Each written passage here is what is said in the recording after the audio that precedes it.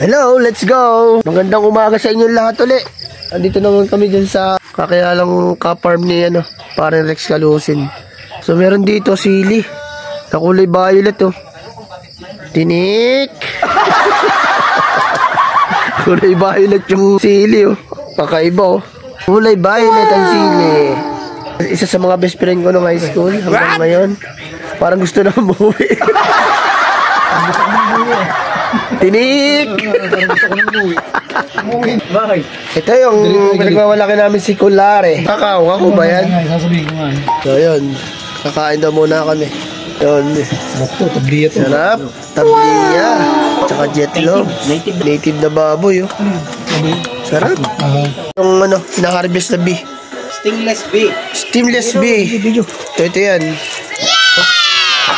Maliliit na siya. Honey bee. Parang bukayo siya. Ayun o. Para siyang sampalok. Tama rin sampalok. Swerte tayo kasi na-experience natin yung fresh harvest. Oo nga eh. Yung mga bahayan ng mga stemless bee oh. Galing. Ito si Doc. Dito sa Tayabas. Nag-harvest na siya.